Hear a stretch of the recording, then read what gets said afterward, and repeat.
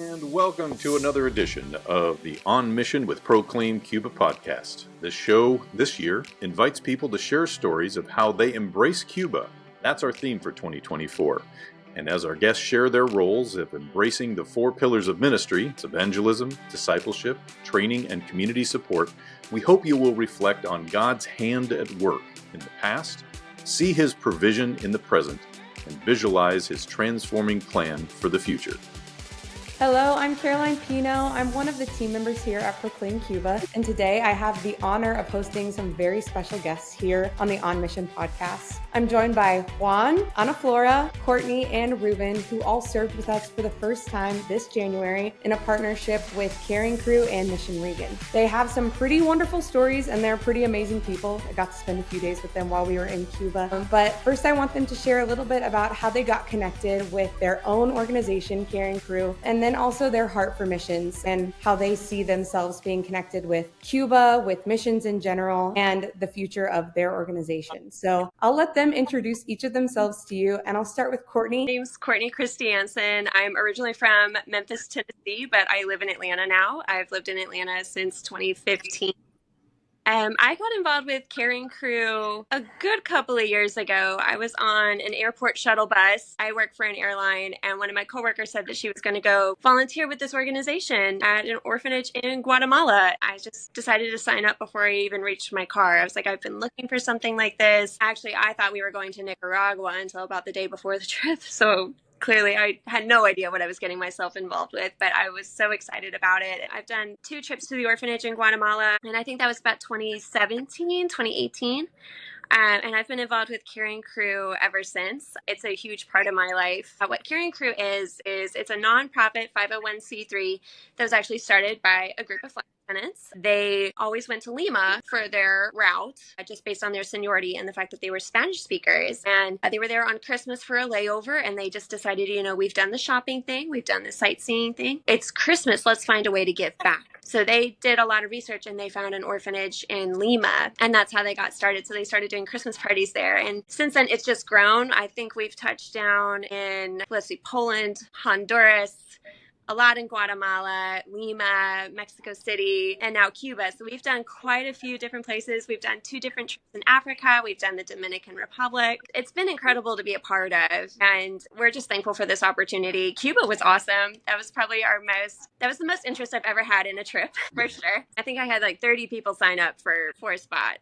So very, very thankful for the team that we had, thankful that we get to work with you guys, because what y'all do is just incredible. So thank you for letting us be a part of your work. Oh, y'all are too sweet. Y'all are great. Juan, I'll let you introduce yourself next. My name is Juan Amoroso, and I'm originally from Ecuador, but I live in Jersey right now. I do also work as a flight attendant for a major U.S. carrier, and I got involved with Caring Crew a very short 5 months ago, thanks to my friend Anna Berger. We used to work together at another airline, and I always saw her post about getting involved on these different adventures and also human work, and I'm very always interested in doing so. She reached out to me. She invited me last October, and we had the chance to do a mission down in the Dominican Republic, which it was very, special for me. I'm half Dominican, so just to be around my people and helping those people down there was very special to me. And that's what opened up this huge passion and love to give back to the community and for those people that need the most. So when the opportunity of me going to Cuba came along, and especially, I knew some people that were part of the team, I was like, absolutely, I have to do this. And I'm very glad I did, because I got to meet you. And besides getting to know and learning about the culture, also for the actual work that we did down there, it was very gratifying. Oh, well, we loved having you. You brought such a special energy to the group. For anyone who doesn't know, I'll expose him right now. Juan is an incredible dancer. He's professionally trained, and he graced us all with his presence there by giving us the show of a lifetime. Thank you. To all of the Latin music, and it was amazing. Ana Flora? Hi, my name is Ana Flora. I also work for a major airline. And I had seen some of the, there's like you have people at work that are like normal workers, and then you have like all-stars that you're like, I want to be like them. I want a career like them. And they all volunteered at Caring Crew and they were so inspirational. And I was like, I want to do this. It looks so fun and cool. So I saw Anna Berger post about it and Noah, and I'm like, this looks so rewarding. But I kind of didn't know where to start. And I met Courtney. We were at a work function and she said that she was putting together a trip to Cuba. And I went, no way. I totally want to go. And I told her, I was like, I want to go. I'm like totally all in. And I'm from Michigan. I now live in New York City. And I went back to Michigan after our work trip and I said to my mom, I said, this girl's putting this trip together to Cuba. I think I have to do it. Like whatever is in the way, I gotta overcome these obstacles. I gotta get the time off. I gotta whatever it takes. I really want to go. And my mom's like, okay, well, if you haven't heard from her, you need to start stalking her. And so I started messaging Courtney. I'm like, Courtney, I'm still interested in Cuba. I still want to come. Let me know if you need any help with any. And so I kind of stalked Courtney a little bit because I just like, I didn't want to miss this opportunity. And I'm so happy that my mom encouraged me to stalk Courtney because I feel like this was such a life-changing trip. There's so many things that I see in my daily life that have literally changed since going to Cuba. So, I'm so happy that I'm now involved in Caring Crew. I'm hoping to maybe run for the board if a position opens. I know we have like a group call February, is it 24th? I think, and I'm going to get more involved and just try to do as much as I can because I think it makes our job so much more rewarding. That, like you said, we're not going to layovers to go shopping or to go sightseeing. We're going to make an impact, and it's just been so rewarding. So thank you, Courtney, and I'm so happy that I got to do it with you guys. Well, we loved having you, and it's an honor to have been your first mission with Caring Crew was with us. That's truly an honor, and I loved what you said about your perspective, like in your everyday life, being changed. And I want to get to that, and I want to ask you more about what you've seen in your life change since going to Cuba. But last but not least, we have Ruben to introduce himself to us. My name is Ruben, and I as well also work for a major airline. And I've seen coworkers and friends in the airline volunteer with Caring Crew at different levels, and I was interested for quite some time until I finally found the time to get involved last year. And after the first trip last year in March, I told Courtney I'm in. I want to be on every trip this year. And I was able to do that. It was a very emotional roller coaster throughout the year, visiting different clinics, different people, different cultures, which we were able to help with our presence there. It was very impactful for me. And Cuba was something very special as well, seeing how much of an impact you guys have there and seeing the potential of impact for us. It was very touching, and I'm excited to see it done again in the future. Yeah, Ruben, I know that I remember Courtney mentioning to me at dinner one night that you had been literally on every single trip that she'd gone on for the entire year. So what would you say have been kind of some of the highlights of doing this type of work in these countries? And then also the challenges that y'all have faced, maybe from a particular trip, if you can recall, or just kind of a general overall experience. And anyone else can join in on answering this question too. But I know Ruben has firsthand experience because he's been on all the trips this year. Yeah, so I think the challenge last year was probably getting the people together to join on the trips. But the rewarding part is seeing that your level of effort doesn't come even close in comparison to the level of impact you have in the people's lives that you serve. And seeing that firsthand and being part of it is priceless. I mean, there's nothing that replaces that experience. And being part of it, it's addicting. You want to do it more. You don't want to stop doing it because it not only makes you feel good, but you're having an impact which trickles down into not only their lives, but in the lives of their family and in the lives of the whole society as a whole. Yeah, the tricky part was the volunteers, but the volunteers that did come are amazing. I have made so many friends doing this, and I'm so grateful. And it's like what Ruben said, like the impact alone, it makes everything worth it. Just seeing answered prayers come true. I remember there was one trip to Guatemala. I didn't have enough volunteers. Someone had canceled at 10 p.m. the night before, and it was a very fair reason. She really wanted to come, and just things did not work out in her favor. But someone else just popped up one day, said, "Hey, is it too late to sign up?" And I was like, "Nope, see you at 8 in the morning. Let's go." It's been really cool for me to just like see how people show up, and for me in my faith, it's like God shows up, and that's been really, really special. And again, the impact alone, like just meeting the people at the hospitals that we work with, or meeting you guys and seeing the people that you impact, it is so inspiring. It just makes me feel so thankful to be a part of it. When we get there, it just everything feels right. Flora, you're a firsthand, story of how you can kind of be nervous about going on a trip, kind of thinking like maybe I should, maybe I shouldn't go, and then deciding to go. And like you said, it's changed your entire outlook, not only on, I'm sure, missions, but your everyday life as well. I guess in my daily life, I've been working a lot of trips where it's like a 1-day trip. And I'll fly to the Caribbean, like the Dominican Republic or Jamaica, and I'll fly back. And every time I'm on the flight, I ask the pilots, I say, "Are we going past Cuba?" And I look out the window and I really think about the people and the pastors we met if we are flying past Cuba. And I ask the pilots to tell me like when we're gonna fly past them. And I think like, oh, I want to send them positive energy and think about the wonderful people we met, because it really, when you put faces and names to a place, it's not just like flying over a random block of land. You really like want to pray for them.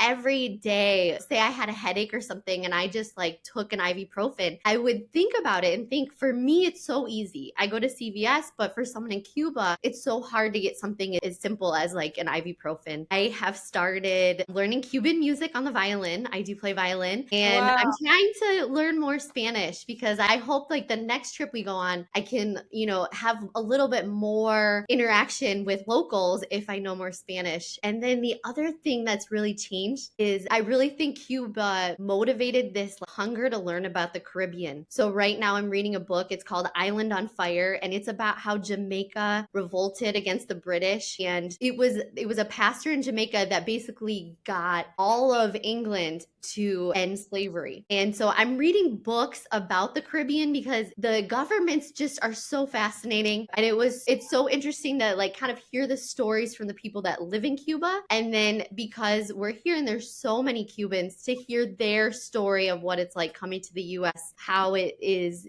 acclimating to the US culture. So I just feel like it really opened up a whole horizon for me. Yeah. I mean, that global perspective, I remember the first time that I went to Cuba and then came back. I was like a 13-year-old, but it even started in me, this kind of global perspective of thinking about myself as just a part of like this great work that the Lord has. One of my favorite questions to ask people, which I'll put Juan on the hot seat and ask him this question, is what surprised you the most about Cuba? Obviously, you have kind of like a background, you're Dominican, and you'd already gone on a trip with Carrying Crew, but what surprised you the most about Cuba particularly?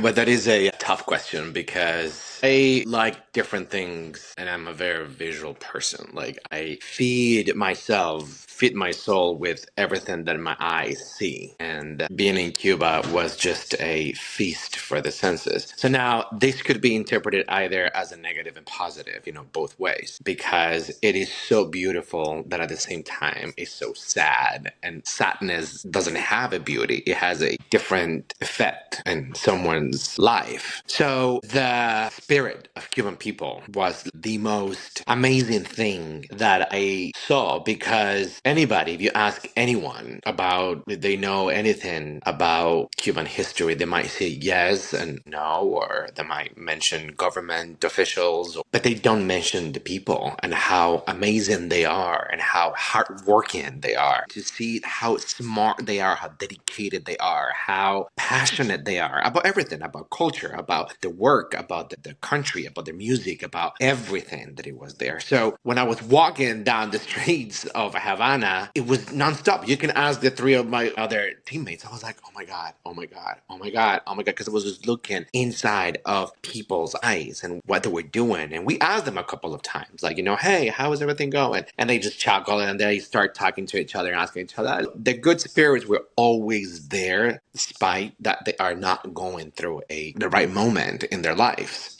Youth, it's very sad, but at the same time, very hopeful. It's been over 50 years. We're talking about 5 generations of people that only know what's there, that don't know anything else. But at the same time, they are still hopeful for better years to come. And that, to me, give me a lot of strength. One of our main missions and goals is bringing hope, but we're not bringing hope to the hopeless. Correct. We're bringing hope to a place that is already full of so much of it. We're just bringing the hope of Christ. Like, we're bringing a different hope, a different type of hope, one that's everlasting, one that's something that they can grab onto and say, hey, we know what you've been raised. We know you've been raised to believe that you yourself or your government or your family is going to be the thing that's going to ultimately give you satisfaction. But we know of something that is ultimately going to give you satisfaction, and that's Jesus. Right. And we're able to tangibly give that to them and show that to them, but only with the help of people like y'all, people who are willing to come, who are willing to sacrifice their time, their money. Y'all have a really cool opportunity with what you do, that so much of your privileges in your job get to be donated towards something. And I don't want to make little of that. I think it's incredible, just the ingenuity and the generosity that's involved in doing what you guys do. And the Lord's really primed y'all to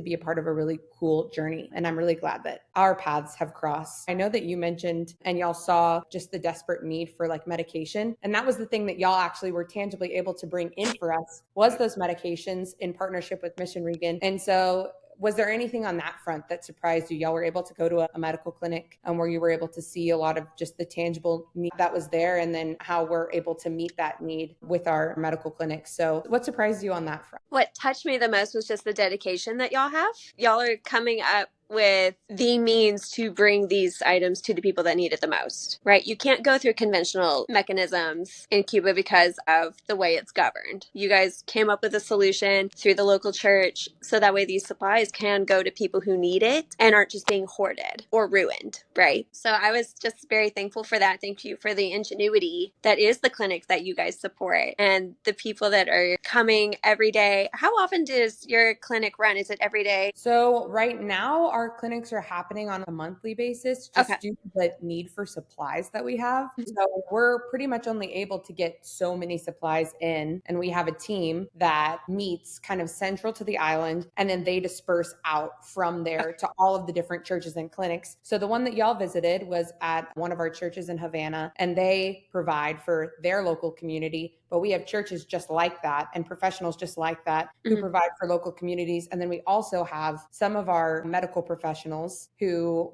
give medications and medical care to people who aren't even in like a conventional town or a village. They're just kind of living out in the mountains. They go on kind of mission trips from their own mission to go and provide care to them. Amazing. But I was just very touched and impressed by the dedication that you all have to make this happen for the people who need it the most. You know what I mean? Like, these are women and children, I think, is what the majority of who your patients are. We saw a lot of women and children at the clinic that day. And it's just amazing that, one, you have fostered this level of trust with the local community in order for them to come and see you. So that's beautiful that they know that they can trust you with their care. I think that's very, very important. And thank you for fostering that. I think it's incredible that y'all have these volunteers that just come on their off time to come and help. I really was impressed and touched and like inspired. Like, I want to keep doing the work that we've been doing or find a creative outlet in order to do more. So that was what touched me the most, I guess. I wouldn't say surprised me, but very strong impact on me. That's our mission, is to tangibly provide for the needs of people. And in that, we get to share the gospel with them, which is incredible. And it gives them a just picture of what it looks like to trust Christ, that we put our faith and we put our trust in something that's greater than ourselves. And he does provide for us. And that's the mission and the vision of empowerment that we want to give. Ruben, I didn't know if you had a personal story to share from the trip that left kind of a lasting impression on you? I just love the organization that you guys have. So I would bounce on what Courtney said. I mean, even at the church service, it wasn't only a church service, but it was more of a place to just bounce from, to start the distribution, to start the process of helping the community. It was like a constant impact. It was so encouraging to see that it is tangible. It is, I mean, from every point of view, you guys want to have a practical impact in the community and in the lives of the people there. You're not only talking about it, you're actually doing it. So that was very encouraging to see, and I'm very happy to be part of it. We're always happy to have partners like y'all who so willing to jump in and say, hey, we want to be your hands and feet wherever you need us. That was so encouraging for us to just have partners who were willing to come and jump in and get their hands dirty on the first trip. And it makes me excited because we're talking about going back to Cuba here in the summer potentially. And we'll be doing one of our kind of key things that is for our ministry, which is Vacation Bible School in the summer. We're able to combine that with our summer youth camp that helps teenagers and disciples them, and is a huge evangelistic outreach opportunity for us within the local community for teenagers, for children. And then also we have a mother's class and a women's conference that meets while the kids are in VBS. So we're able to reach both the mothers, the children, and the youth on our summer trips. And it's one of our most exciting times. It's one that I've gone on multiple times. I've just enjoyed it so much. So I'm really excited at the opportunity that y'all have to be able to join us in that. I hope that maybe this can be something that you can share with people who might be interested in Carrying Crew. And if you're listening to this and you're interested in joining us in the summer, I would 100% say reach out to Courtney or Juan, Ana Flora, whoever you might have contact to be able to reach out. Courtney, if people were interested in going on a trip in partnership with Carrying Crew and Proclaim Cuba, how would they go about starting the conversation about it? So for Carrying Crew, we do have social media outlets. We have Facebook, we have Instagram, and we have a brand new website that our development director has spent months working and our communications director has worked on for months, and it's beautiful. So we do have a website where you can sign up for trips and see the trips that are coming up. I know Ruben is taking over as our medical supply delivery chairperson, which is very exciting. He's going to do such a good job. So I'm very happy for him. We are currently vetting different programs, possibly in the DR again. And I know our events director has been talking with you, Caroline, about partnering with you guys over the summer potentially. So that's very exciting. But please check out our website. Proclaim Cuba is amazing. I follow y'all on Instagram as well, and I'm always so encouraged by what I see there. But I would say that's probably your best bet for finding out information from Carrying Crew. We're a very word of mouth organization. That's how we've grown. That's how I've heard about it. And I think kind of how we all explained today, like that's how we've always heard about it. And all of us together is just friends of friends. And so I love that because it's very grassroots and it builds this beautiful community. But anyone is welcome. Like, please come. We love y'all. We want to work with you guys again. And for anyone listening or watching, you are also very welcome. We work with children. We bring medical supplies. If you have a heart for these things, please contact us. We want to help you fulfill these passions, and we would love to be a part of your life as well. Well, thank you guys for being a part of this episode today. If you're listening to this, I hope that this testimony has blessed you. I hope that this has inspired you to think about generosity, about missions, about how you can use kind of the tangible things that are available to you in your everyday life, like our friends at Carrying Crew are doing, to see how can that impact the kingdom and how can that make a difference tangibly in people's lives. So thank you all for listening to this episode of On Mission. If you want to learn more about Proclaim Cuba and our mission, we're on social media like Courtney mentioned at Proclaim Cuba, or you can visit us at www.proclaimcuba.org and learn all about our mission and our partnerships that we have going on. For now, Dios te bendiga and God bless you all.